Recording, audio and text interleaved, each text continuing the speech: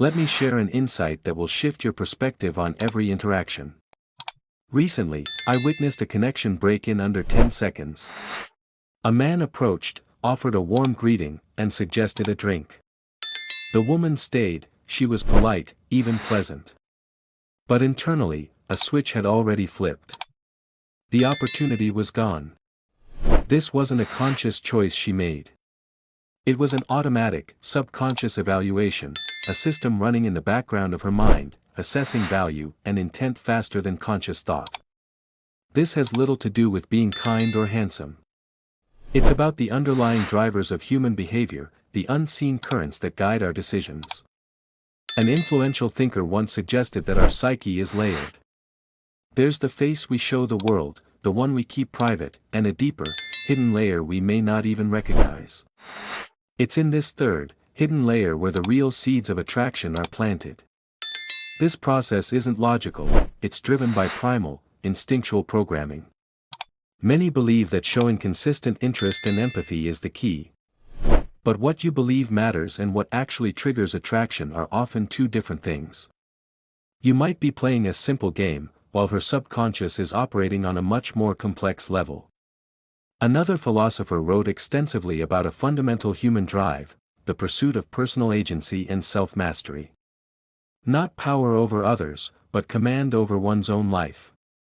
And here's the crucial part. Individuals are drawn to those who embody this self-possession, not those who seek validation from others or relinquish their own standing. We're often given well-intentioned but flawed advice: be agreeable, just be authentic. But if your authentic self hasn't mastered these underlying principles, you'll keep getting the same results. Here's what happens in reality: you meet someone, feel a spark of nerves, and try to compensate. You become overly agreeable. You offer constant validation. You believe you're being engaging, but her instinctual mind is scanning for different data. Does this person have a solid core? Do they respect their own time and space? Do they operate from a place of want or a place of need? Every time you agree when you don't truly feel it, every time you laugh off a slight, her subconscious records a single, damning answer: no. We are often our own most convincing deceivers. We present a version of ourselves we think will be accepted. But people sense this incongruity. It leaks through your posture, your tone, the light in your eyes. Authentic self-assurance cannot be fabricated. The truth of your state of mind is always broadcast. Here is the first principle to understand: people don't crave your constant attention, they value your focused attention. When attention is given too freely, it loses its worth, like a currency that has been overprinted. But when it is given selectively, when it must be earned, it becomes precious. A historical strategist understood this centuries ago.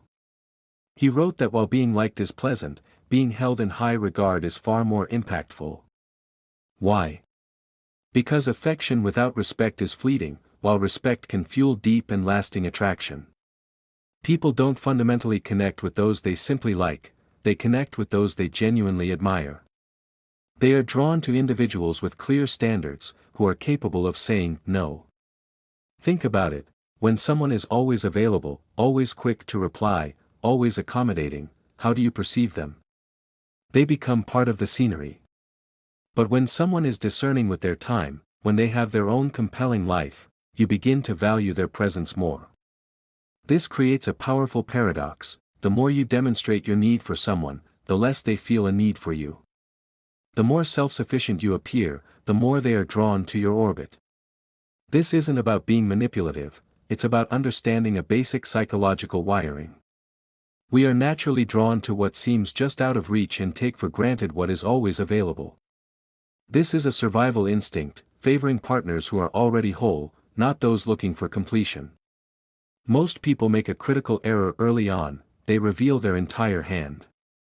They communicate their interest, their desire, their need up front. The dynamic is decided before it even begins because the intrigue and the challenge vanish.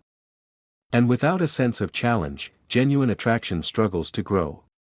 What follows are three unspoken, instinctual assessments everyone makes. They aren't planned, they are automatic. The first assessment: the integrity check. She will subtly test your boundaries to see if they are firm. She might be late, change plans, or offer a challenging remark under the guise of humor. She is observing. Will you accept this? Will you react with anger? Or will you maintain your composure and uphold your standards? Most fail by pretending it doesn't matter, smiling through their discomfort. The ancient strategist noted that a leader should aim to be both esteemed and admired, but if one must be chosen, being esteemed is more stable. In modern terms, this means your personal integrity matters more than constant agreeableness. A person cannot feel truly secure with someone who has no clear limits. The second assessment, the social standing check. She will observe how you interact with the world and how it responds to you. Do people listen when you speak? Are you treated with consideration? This is rooted in our tribal past. We assess a potential partner's value partly through the lens of their community. The third assessment, the self-sufficiency check. She will create distance to see if you fill it with pursuit. She might become less communicative to see if you become anxious. What she is hoping to see is composure. A lack of reaction. A person who has their own pursuits and doesn't require her validation to feel complete. The most empowering word in building attraction is often no. Most people say yes to everything, to changing their plans, to accepting less than they deserve. Every unqualified yes given from a place of need diminishes their perceived strength.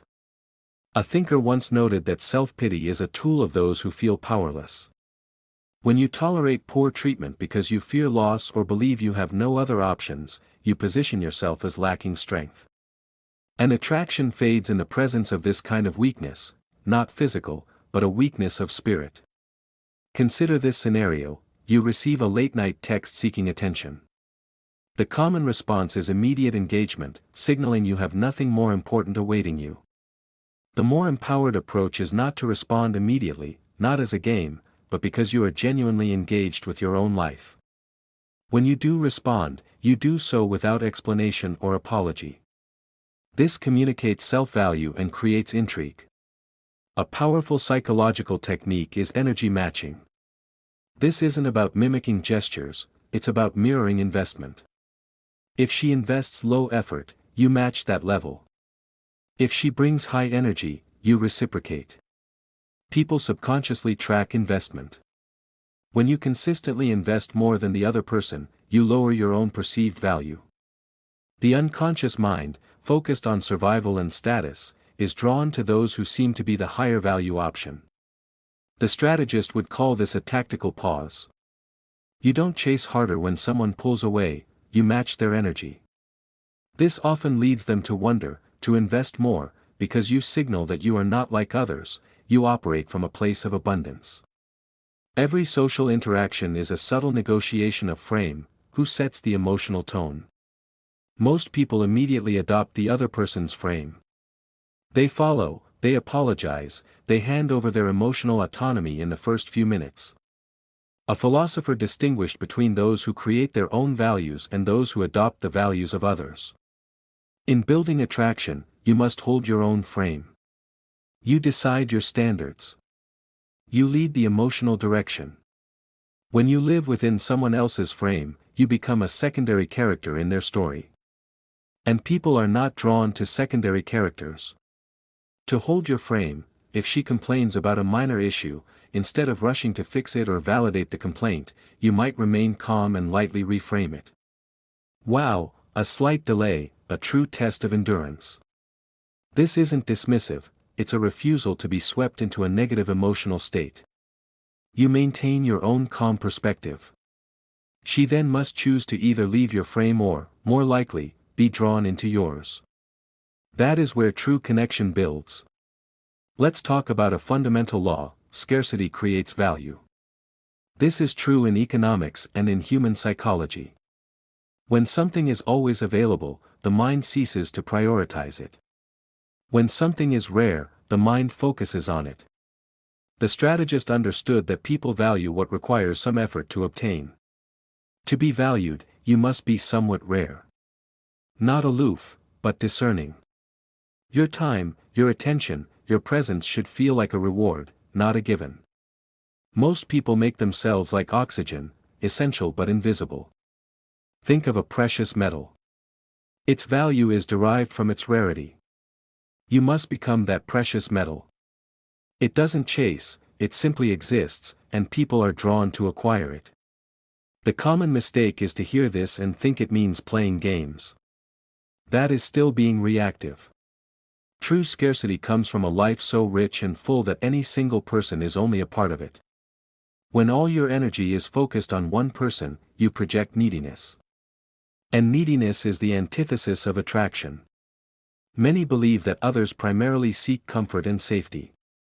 And yes, that is desired, but only after a different element is established first: spark, polarity, that magnetic charge that makes you memorable. A philosopher described two fundamental forces, one of order, structure, and safety, and another of passion, chaos, and vitality. Most people only offer the first, they are predictable and safe.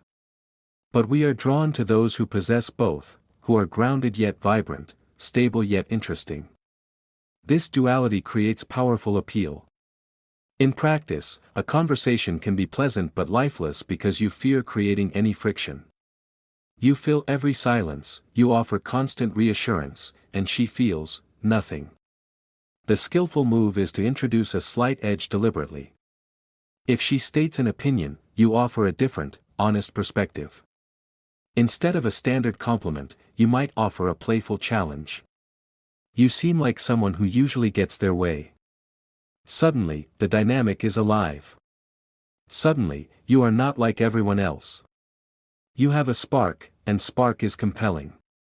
Research into personality has identified a cluster of traits that, in moderate doses, can be perceived as attractive.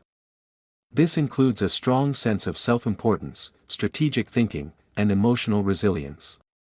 You don't need to adopt the negative extremes of these traits, but understand their attractive core. Self-priority signals high self-value. It communicates, my time and needs matter. This is healthy self-respect. Strategic thinking signals foresight. It's about being intentional, not revealing everything at once, and maintaining an air of discovery. Emotional resilience signals strength. It's the ability to remain calm under pressure, to not react to every minor drama. This composure is inherently powerful. The philosopher urged us to become who you are. He meant we should stop hiding our true nature to fit a mold. If you have a natural intensity or a strong core, stop sanding down your edges. Let your full character be seen. To be fully yourself is to be fully compelling. Attraction operates on a rhythm, engagement and space. Give and take. If you only move forward, you become overwhelming. If you only retreat, you disappear. The dance is in the balance. One step forward, one step back. And in that dance, real fascination is born. A psychological concept suggests we often repeat patterns from our past, trying to resolve them.